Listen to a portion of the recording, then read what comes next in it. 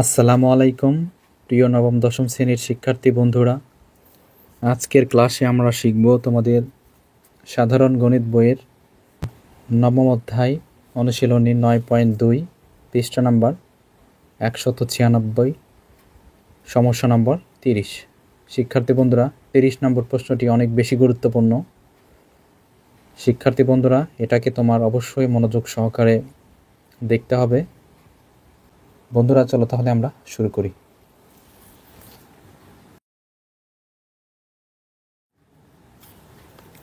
প্রিয় বন্ধুরা, দেখো আমাদের ক নম্বর প্রশ্ন বলছে r সমান √3⁻⁻1 হলে থিটা এর মান নির্ণয় করো। তাহলে এখানে আর বলতে আমরা বুঝবো ট্যান থিটা। বন্ধুরা, তাহলে ক নম্বর দিয়ে শুরু করি। প্রিয় শিক্ষার্থী বন্ধু, দেখো দেওয়া আছে r সমান, সেটা আমি লিখে নিচ্ছি।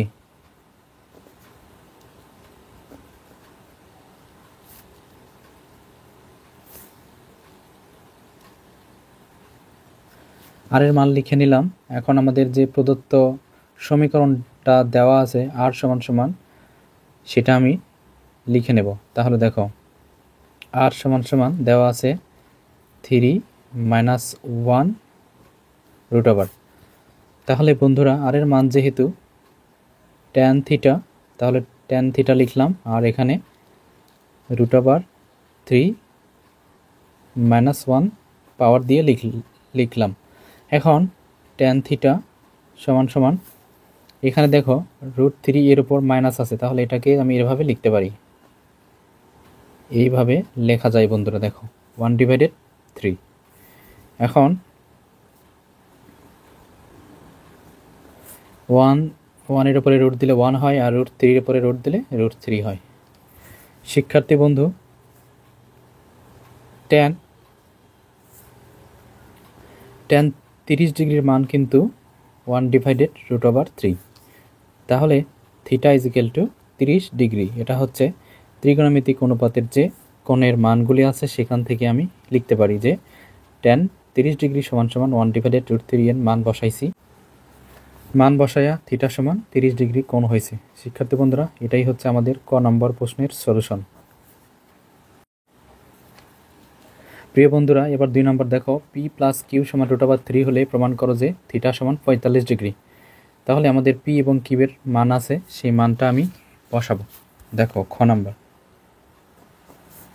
শিক্ষার্থী বন্ধুরা, প্রথমে তুমি লিখবা দেওয়া আছে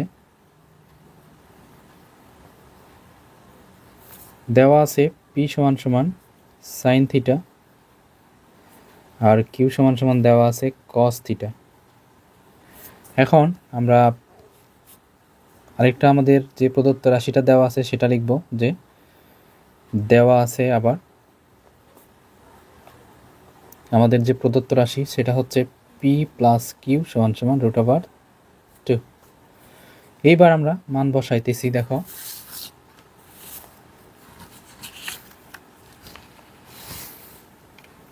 প্রিয় শিক্ষার্থী বন্ধুরা, p এর মান হচ্ছে দেখো সাইন থিটা, প্লাস q এর মান হচ্ছে কস থিটা সমান সমান √2। শিক্ষার্থী বন্ধুরা, এবার আমি সাইনকে এই পাশে রেখে দিয়ে কসকে 2 কাছে পার করে দেব, অর্থাৎ সাইন থিটা সমান সমান করব কি √2 মাইনাস কস থিটা। এটা দেখো করা যায়। আমি কি করছি, কসকে ডান পাশে পার করে দিছি, তাহলে মাইনাস হয়ে গেল। এখন আমি কি করব, উভয় পক্ষকে বর্গ করে দেব। দেখো সাইন থিটা উপরে হোল স্কোয়ার, এই পাশেরটাও এটা আমি বর্গ করে নিলাম। শিক্ষার্থী বন্ধুরা, যেহেতু আমার অনেক জায়গা লাগবে, সেজন্য এই পাশ থেকে লিখতেছি। দেখো সাইন থিটা, তারপর স্কোয়ার আছে, অর্থাৎ সাইন স্কোয়ার থিটা সমান সমান, এটা হচ্ছে a - b হোল স্কোয়ারের সূত্র। শিক্ষার্থী বন্ধুরা, a - b হোল স্কোয়ার সমান কি লেখা যায়, a square minus 2ab plus b square. এটা আমাদের বর্গের সূত্র, আমরা এখানে প্রয়োগ করব। তাহলে এটা হচ্ছে a, এটা হচ্ছে b। তাহলে দেখো a square minus 2ab plus b square. বন্ধুরা, প্রিয় শিক্ষার্থী বন্ধুরা, দেখো আমি কি করব, এই যে এখানে আছে হচ্ছে sine square theta, sine square থিটাকে ভেঙে আমি লিখতে পারি 1 মাইনাস কজ স্কোয়ার থিটা, আর এখান থেকে দেখো রুট ওভার আর স্কোয়ারটা কেটে যাবে, থাকবে হচ্ছে 2 minus 2 root over 2 cos theta plus cos square theta.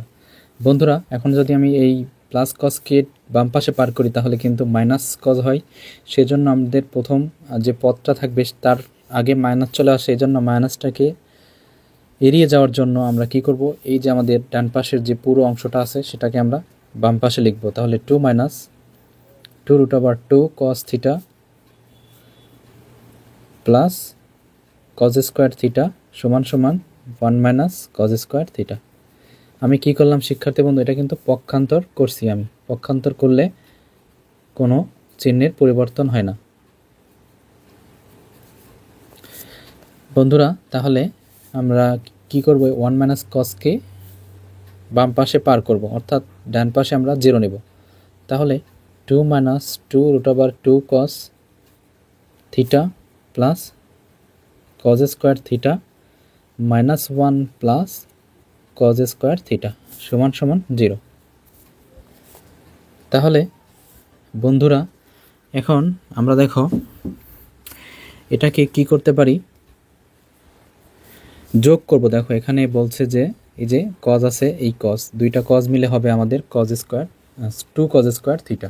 তাহলে আমরা লিখতে পারি 2 minus 2 root over 2 cos theta plus 2 cos square theta.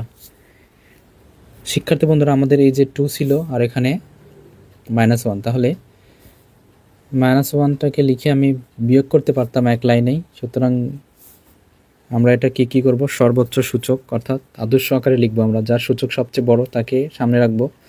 তাহলে 2 কজ স্কোয়ার থিটা, তারপরে 2 রুট ওভার 2 কসকে নেব, তারপরে 2 থেকে -1 বিয়োগ করলে হবে +1।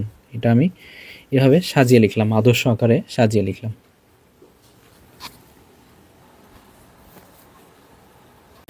প্রিয় বন্ধুরা এখন আমি এটাকে সূত্রের মতো প্রয়োগ করব। দেখো এখন যদি আমি রুট ওভার 2 কস থিটা তারপরে স্কোয়ার দিয়ে নিই, দেখো এই যে রুট ওভার 2 উপরে যে রুট ওভার আর স্কোয়ারটা কেটে গেল, থাকবে হচ্ছে 2 আর কজ স্কোয়ার, এই যে কজ স্কোয়ার -2, এটাকে আমি এ মনে করে √2 কস থিটা ইন্টু 1 প্লাস 1 এর উপর স্কোয়ার সমান 0।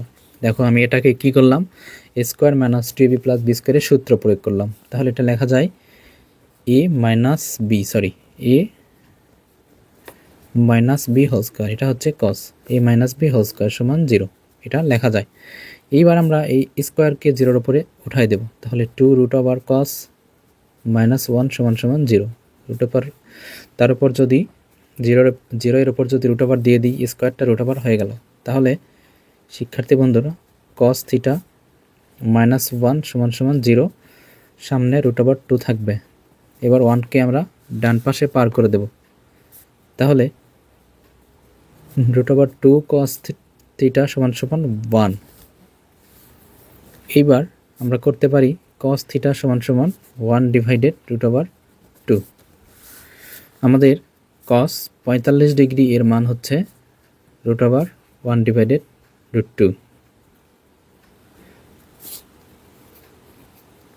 শিক্ষার্থী বন্ধুরা আমাদের 45 ডিগ্রি কোণের মান হচ্ছে 1 ডিভাইডেড √2।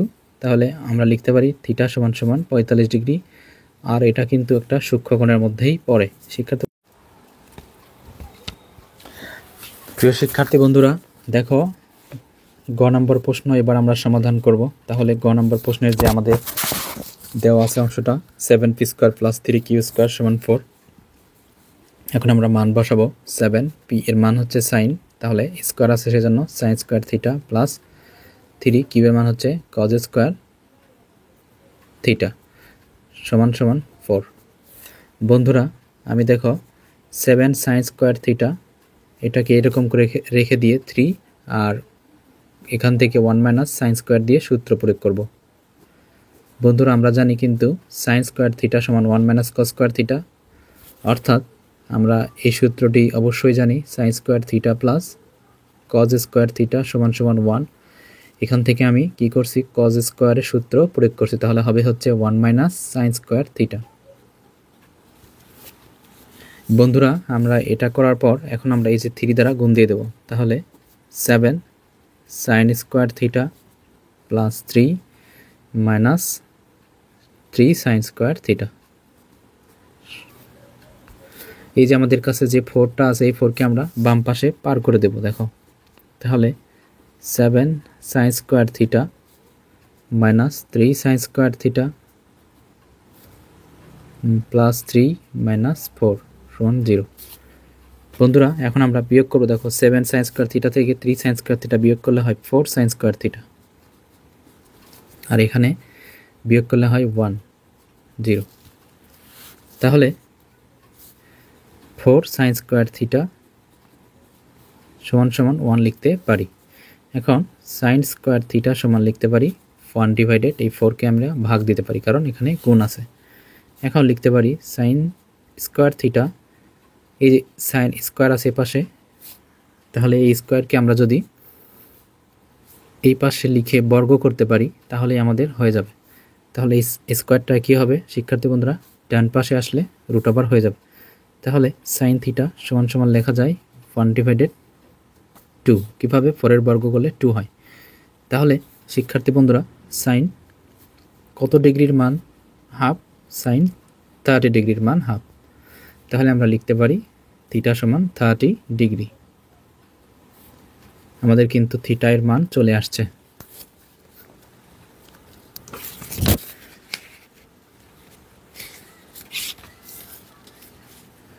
প্রিয় বন্ধুরা, এবার আমরা বাম পক্ষটি লিখে নেব। তাহলে বাম পক্ষ হচ্ছে tan থিটা। তাহলে tan থিটা এর মান হচ্ছে 30 ডিগ্রি। তাহলে tan 30 ডিগ্রি সমান 1 ডিভাইডেড রুট ওভার 3।